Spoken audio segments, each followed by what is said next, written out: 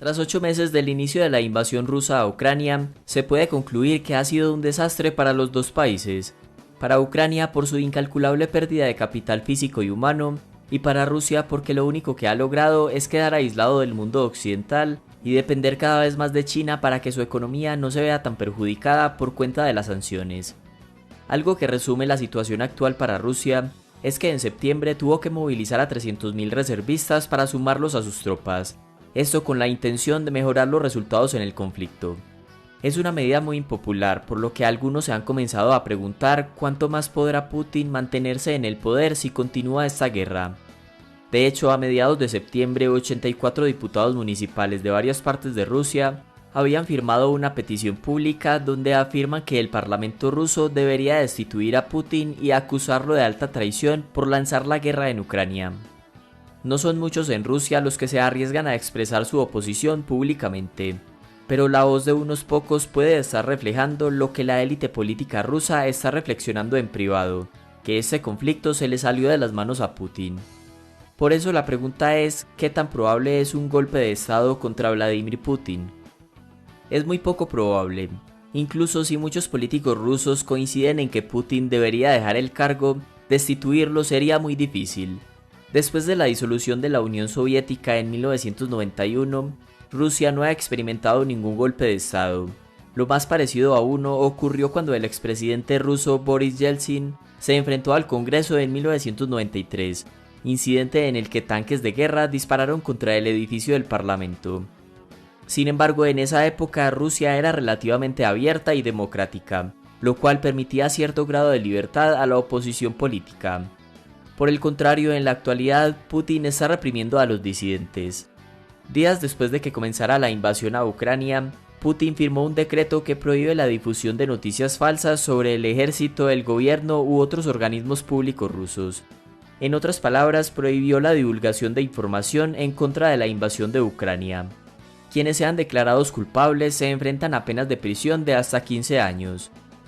A principios de septiembre, Ravil Maganov, el director del mayor productor privado de petróleo de Rusia y quien criticó la invasión de Ucrania, falleció en circunstancias misteriosas tras caer por la ventana de un hospital. Por otro lado, Alexei Navalny, el líder opositor más importante de Putin, fue condenado a 9 años de prisión tras regresar a Rusia luego de sobrevivir a un envenenamiento del que culpó al Kremlin. Para tener en cuenta, el Kremlin es para Rusia lo que la Casa Blanca es para Estados Unidos. Es el lugar de trabajo del presidente ruso, por eso se ha convertido en sinónimo del gobierno ruso. Retomando el tema, en pocas palabras, en Rusia hay poco espacio para la disidencia, lo cual complica aún más un golpe de estado contra Putin. Otro factor que lleva a pensar que es poco probable que esto pase es que Putin preparó al país manteniéndolo estable macroeconómicamente y con un presupuesto público equilibrado. Durante la primera década de su gobierno aprovechó los altos precios del petróleo para pagar más de $100.000 millones de deuda que Rusia tenía con bancos occidentales.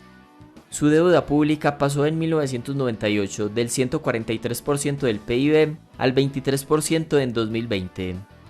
Además, comenzó a acumular reservas internacionales en moneda extranjera y en oro, alcanzando los $600.000 millones. Incluso durante la pandemia, el país mantuvo una estricta disciplina fiscal, mientras que muchos otros países imprimieron billones de dólares para sostener sus economías.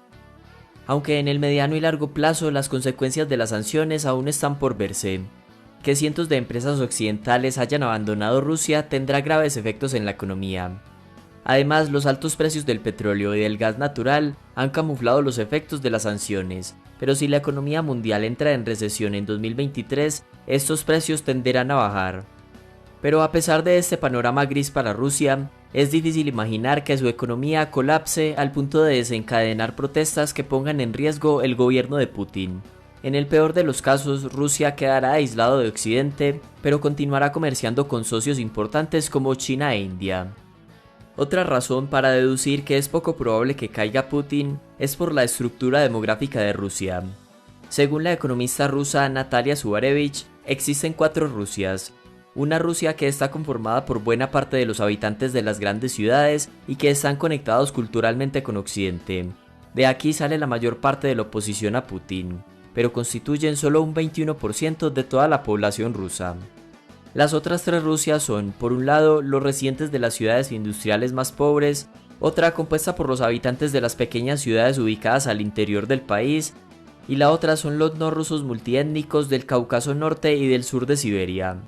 Según la economista, los habitantes de estas tres Rusias apoyan mayoritariamente a Putin porque dependen de las subvenciones del Estado y porque respetan la visión nacionalista que el Kremlin ha promocionado tanto desde el inicio de la guerra en Ucrania.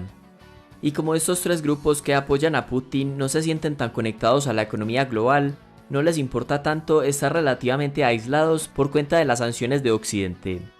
De igual forma, tampoco es que tengan acceso a muchas fuentes de información diferentes a las oficiales para saber qué sucede en el conflicto en Ucrania. Por el contrario, el primer grupo, que sí está conectado con la economía global, sí se ha visto más perjudicado por las sanciones. Por ejemplo, gobiernos, universidades y otras instituciones de todo el mundo han cancelado miles de proyectos científicos y académicos con investigadores rusos. Servicios como Instagram o Netflix dejaron de estar disponibles. Por otra parte, a los rusos ahora les resulta muy difícil conseguir visas para entrar a la Unión Europea, y no hay vuelos ni trenes directos que los lleven allí. Tampoco pueden utilizar tarjetas de crédito en el extranjero. En fin, las sanciones sí les ha hecho la vida más difícil a este grupo, que es la fuente de la mayor oposición a Putin, compuesta por la élite y la clase media rusa de las grandes ciudades. Pero como generar oposición en Rusia es difícil e incluso peligroso, muchos han optado por emigrar. Se calcula que a inicios de septiembre de 2022, 1.126.000 rusos han emigrado del país por cuenta de la guerra en Ucrania. Algo que Putin ha apoyado abiertamente, pues califica esa emigración como una autodepuración natural y necesaria de la sociedad rusa. Es una estrategia que pueden utilizar los gobiernos autoritarios, tal como lo está haciendo Cuba, flexibilizando los requisitos para que los cubanos puedan salir del país. De esta manera, los más inconformes y los que puedan representar un peligro para la continuidad de un gobierno dejan de ser un problema. De tal forma que se puede concluir que debido a la limitada oposición en Rusia, a que Putin mantuvo unas finanzas públicas sanas previo a la guerra, y a que gran parte de los rusos sigue apoyando a Putin, un golpe de estado contra el presidente ruso es muy poco probable. Esto no significa que Rusia vaya a salir bien librado del conflicto. A largo plazo, las sanciones y la huida de capital provocarán que la economía rusa se contraiga a medida que aumenten las interrupciones en la cadena de suministros. Por ejemplo, los aviones de pasajeros de Rusia, los trenes más rápidos y la mayoría de los automóviles se fabrican en Occidente, y ahora estos sectores quedarán aislados de las empresas que saben cómo repararlos y mantenerlos. Y si las sanciones perduran y se institucionalizan, será algo normal no tener ni la más mínima conexión con Rusia, a menos por supuesto de que haya una salida negociada del conflicto. Pero incluso si la guerra se prolonga y sigue debilitando a Rusia, es complicado ver una salida de Putin en el corto plazo. Más bien se profundizará el autoritarismo y el control a la oposición antes que ver la caída de Putin o un colapso completo de la economía rusa. Hasta acá el video y muchas gracias por llegar al final.